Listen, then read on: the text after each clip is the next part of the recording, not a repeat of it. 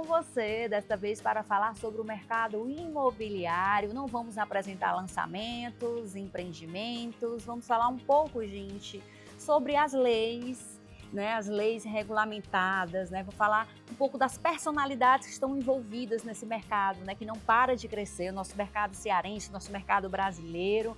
Sempre com muita alegria a gente dá boas notícias e hoje a gente vai trazer um pouco mais de informação. A gente recebe com muito carinho o Dr. Raul Amaral, ele que é advogado e vai falar um pouco das principais leis no mercado imobiliário brasileiro. Como é importante a gente saber o caminho de ir, como a gente deve proceder e conhecer um pouquinho mais os nossos direitos, não é verdade, doutor Raul? Seja super bem-vindo. Obrigado. E quando a gente fala do direito imobiliário, quando a gente fala do direito do incorporador, a gente tem um amplo tema em amplos assuntos aqui para a gente estar debatendo, não é verdade? Perfeito. Hoje o mercado ele se caracteriza também por várias regulamentações. E essas regulamentações, o adquirente do imóvel tem que estar acompanhado de um advogado para que ele possa explicar as condições de compra daquele imóvel, as condições de venda. E é muito importante que saiba ler um pouco do que está atrás daquele contrato. Doutor Raul, eu queria que a gente pudesse contextualizar um pouquinho sobre a lei de incorporação imobiliária, né? Que tem como objetivo regular a atuação das incorporadoras, como essa lei, na sua visão, impacta o mercado.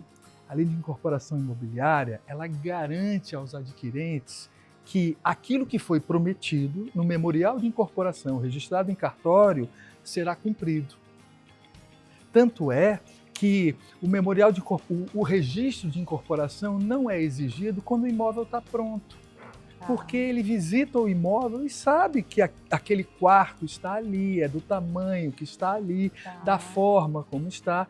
E a lei de incorporação imobiliária, ela regula todas essas questões obrigacionais entre o incorporador e os órgãos de registros, que são os cartórios de registros, e também os direitos dos adquirentes em relação a esta forma de se apresentar aquele imóvel.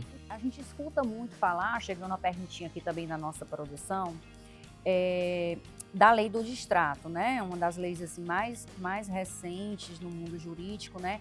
Mas, de fato, quando a gente fala da lei do distrato, o que ela se refere, doutor Raul? A lei do distrato, ela foi fundamental no momento para dar segurança para as incorporadoras que o distrato não seria tratado ordinariamente, mas seria tratado por uma lei específica, uma lei especial. E um dos grandes problemas do distrato naquela época, antes da lei, era o percentual de retenção. Quanto eu, comprador de um imóvel, vou ter que deixar na construtora e a quanto eu vou levar para casa na hipótese de distrato. Né? Fixou-se um percentual nas cortes superiores de 10% a 25%. Hoje, a lei veio regular também isto.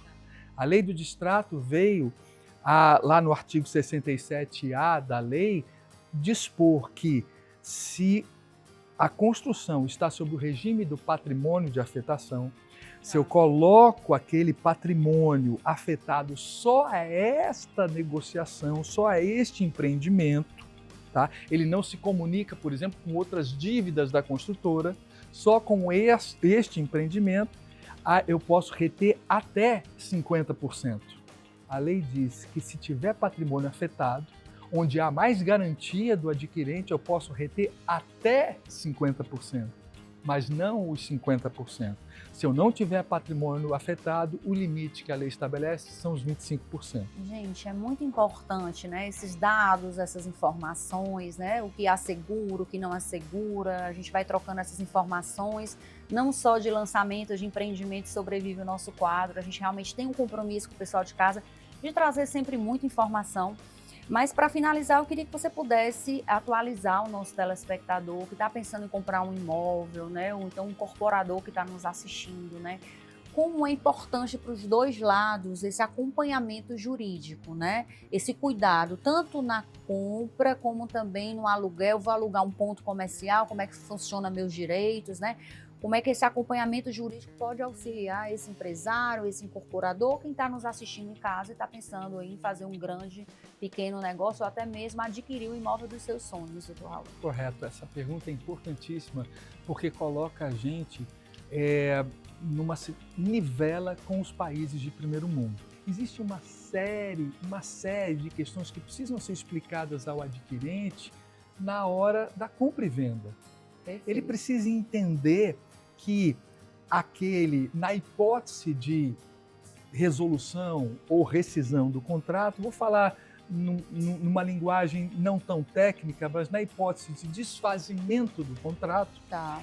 o adquirente precisa saber previamente, não vai saber só na hora, né, de desfazer, previamente qual o direito que ele vai ter. E é muito importante que o advogado esclareça a ele, olha, se você tiver com patrimônio afetado e for destratado, você tem retido essa e essa rubrica, mas o restante você recebe em 30 dias. Interessante. Se você não tiver com patrimônio afetado, você tem a retenção disso. Se você já estiver ocupando o imóvel, você pagará uma taxa de fruição de 0,5% por mês, tá? 0,5% ao mês, e você receberá em até 180 dias. Quando você recebe um imóvel, você vai no cartório ver se aquilo que foi entregue a você é o que estava no memorial de incorporação? O advogado vai. É muito importante esse acompanhamento para qualquer negociação. A gente está focando no mercado imobiliário do nosso quadro, mas para qualquer negociação, né, doutor Raul? Muito importante o apoio falou jurídico. Uma coisa também importante, que é a questão da locação. A locação, ela precisa ser entendida que ela abrange todos os locadores e todos os locatários quando eu estou falando de locação residencial. A lei do inquilinato serve à locação residencial. A locação comercial é diferente. E aí a gente entende, né? E aí é importante que se coloque para o consumidor ou para o público em geral, que aquele investidor que compra imóvel para alugar, ele não se beneficiará da lei do consumidor, porque ele não será o quê? Aquilo não será o destino final da compra dele para utilização própria. Será um meio onde ele, como investidor, tem esse ou outros imóveis em que ele atua. Então ele será beneficiado, terá a lei do inquilinato, mas não terá o benefício do Código de Defesa do Consumidor, que garante para o consumidor uma série de coisas. Importantíssimas suas informações, todo o conteúdo que você trouxe para o nosso quadro. Muito obrigada. A gente vai continuar esse bate-papo em outra oportunidade, né? Porque tem sempre muita informação. E você que está em casa, gente, eu vou sim para um rápido intervalo, mas antes eu tenho um recadinho especial para você. Roda VT. Você sabia que a Cajuína São Geraldo segue inovando? Para a felicidade de quem ama esse refrigerante de caju, a partir de agora podemos experimentar o sabor do Nordeste na versão lata. Isso mesmo, a novidade chegou para atender outros pontos de vendas como shoppings, aeroportos e eventos, com o objetivo de atender mercados mais distantes e alcançar vários lugares do mundo. São Geraldo, o sabor do Nordeste.